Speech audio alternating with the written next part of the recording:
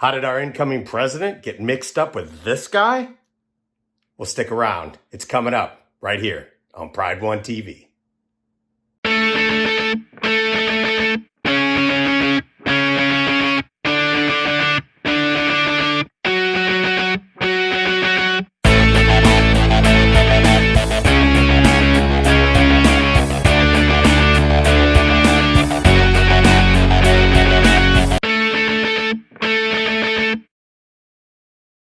What's up, everybody? This is Jay Goodman. I am the Pride One Construction Marketing Director, and I do their websites. And right now, I have the privilege of talking with the newly named president of Pride One, which is Tim Courtad. Tim, how you doing today? I'm doing great. Thanks, Jay. Appreciate you having me on here.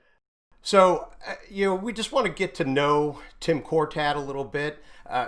Give me a little bit of background. Tell us about your family and where you're from. So I'm from Aurora, Ohio. Still live there. Grew up there. Married for 17 years, going on 18. Have 4 kids: a sophomore at Aurora High School, a freshman at Walsh Jesuit, and a 7th grader and a 4th grader.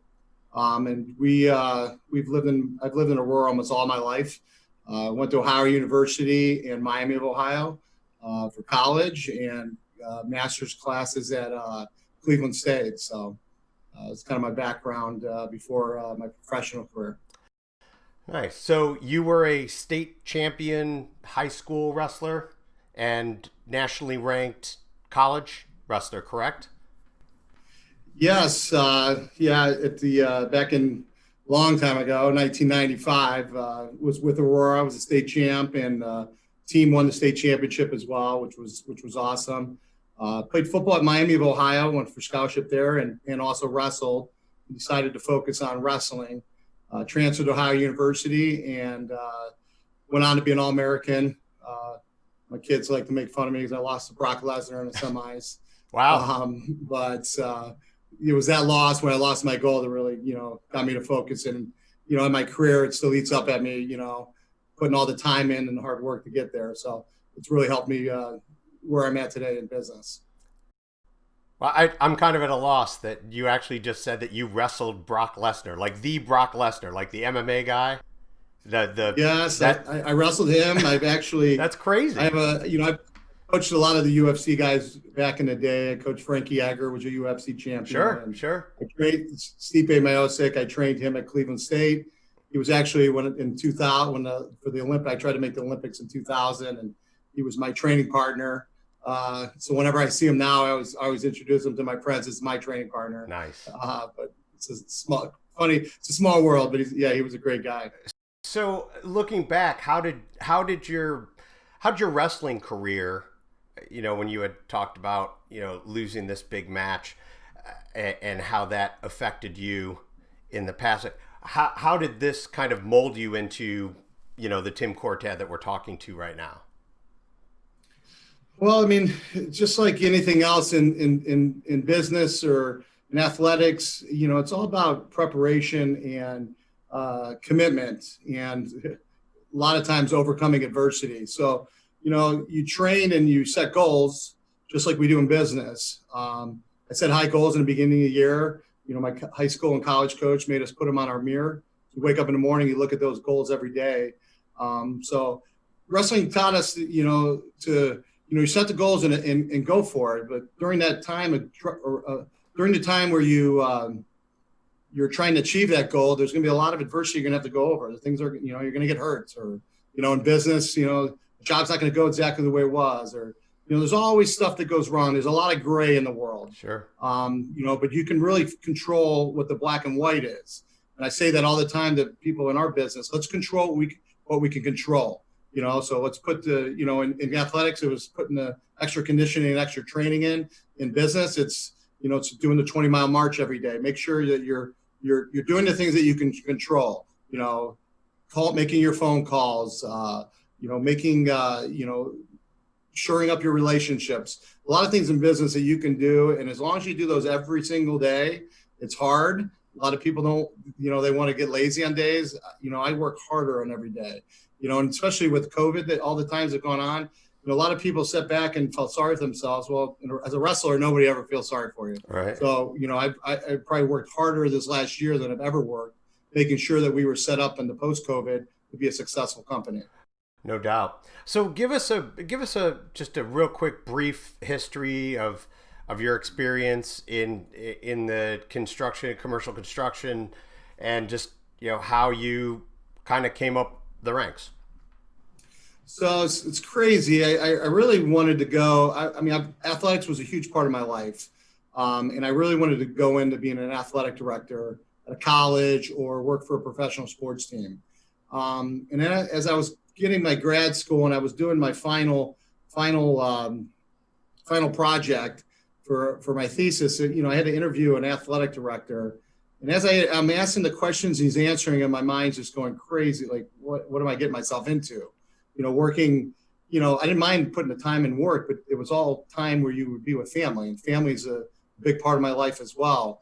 And at that same time, I was, my father had a construction company, and I was working for him part-time, helping him. We had a project at Cleveland State.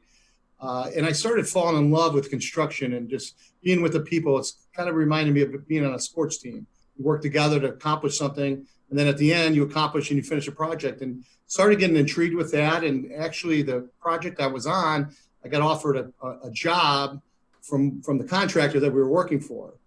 And, I told my father about it, and he's like, well, why would you do that? You should come work for me and take this business over.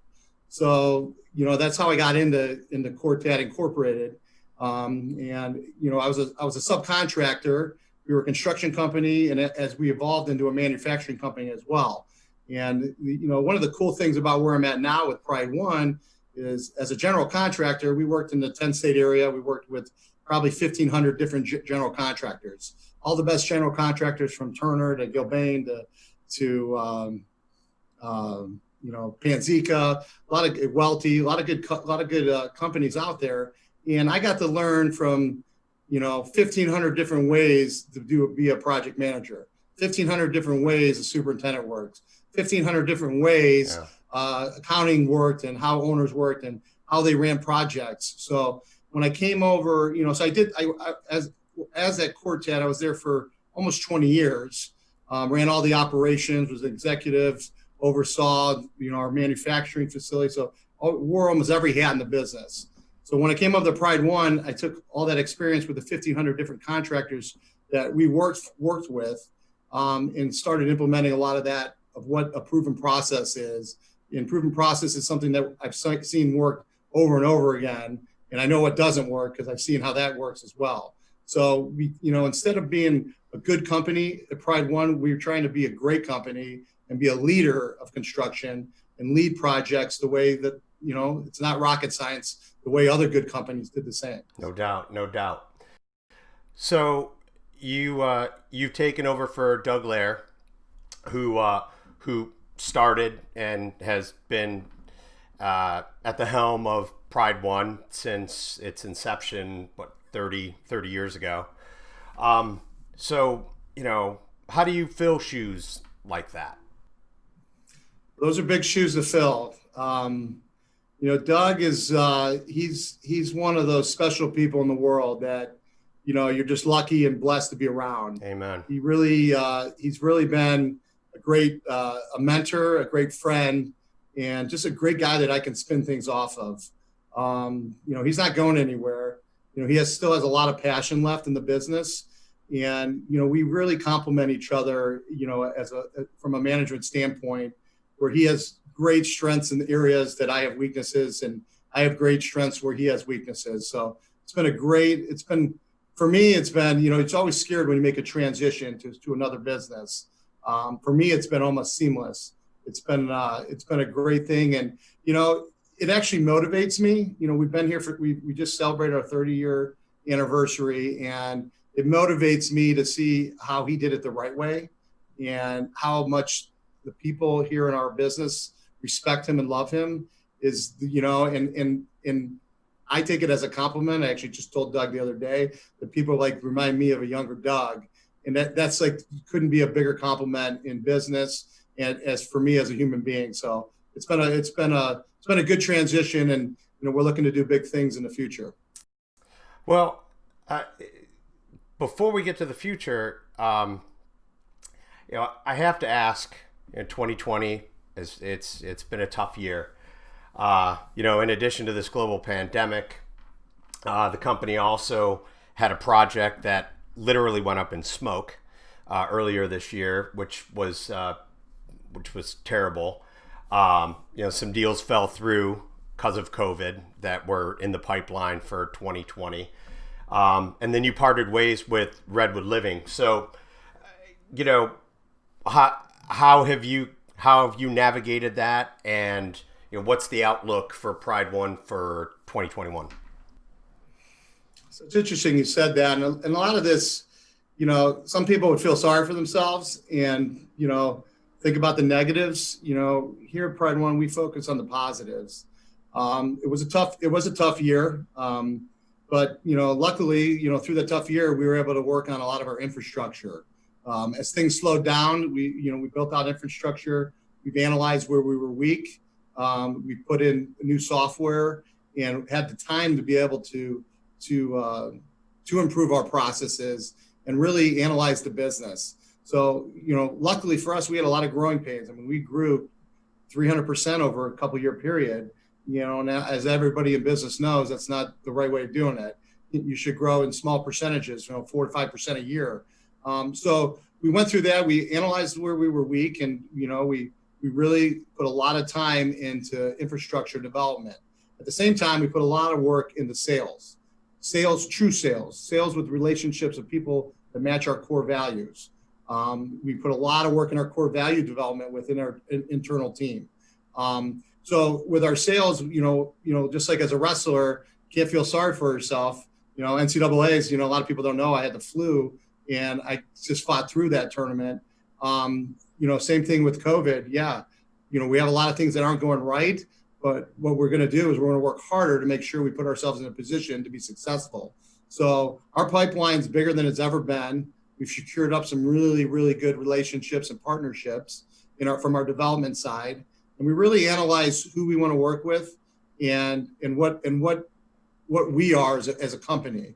So 2020 for us, I'm not going to look at it as a negative. I'm going to look at it as a positive, where we really found our own identity and found out how we operate and really laid out a roadmap for 2021. Our 2021 is looking to be one of our best years ever. There's a lot of issues right now. I can complain about. We got wood spiked again. Vinyl, the resin in vinyl is slowing down windows and Sure. all these other issues that can possibly happen. COVID might be spiking again. But we have a lot of work that's already been contracted. We have a lot of work that's already out of the ground. Well, and you also always judge at least not, I always judge somebody not based on when things are going fantastic, because that's super easy. It's what do you do when you get knocked down? And, it's going to happen inevitably to all of us at some point in our life. It's how you respond to that. So we have just a couple minutes left. I want to have a little fun with you, if that was all right. You have some time? All right, so I'm going to I'm going to shoot some rapid fire questions at you, and they're just one word answers. First thing that comes to mind. Okay, so if your wife, put me on the spot. Are you ready? I'll see what I can do. All right, I'm going to put you on. Here you go. You're on the hot seat right now. 9 questions. I had 10, but you already answered one of them. So, okay. Question number 1: if your wife was asked to describe you in one word, what would it be? Passionate. Are you a dog, cat, or neither person? A dog. Favorite go-to snack? Pizza. Ford or Ferrari? Ford. Top 2 artists on your workout playlist? Well, AC/DC would be my football song. Everybody knows that. Nice. And then I would do probably some James Taylor to relax me after the craziness. You had me at AC/DC, and then you had to go to the James Taylor. So we're just going to move on to that question. Worst job you've ever had? Oh, wow. Worst job. Never really had a bad job. No, that's every fine. job I've That's a had fair has answer. actually been every job was a stepping stone to the next one. So I've All actually right. never had a bad job. When's the last time you slept past 11 a.m. on a Saturday? Never.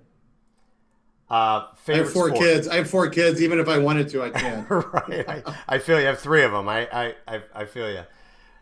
And favorite sport? Football, Beer, liquor, wine, or none? liquor. All right. Well, Tim Courtad, it's been a pleasure. You are off of the hot seat. And yeah, I really appreciate your time. It was great getting to kind of get to know you a little bit more on a personal level and on a professional level. And it definitely looks like Pride One Construction is headed in the right direction and certainly has the right leadership. Well, I appreciate that. I really appreciate you doing this for us. And we're excited. We're excited for the future, and we're going to focus and just keep being positive and keep moving forward. All right, Tim, thanks for your time. All right. Thanks. Have a great day. All right, take care.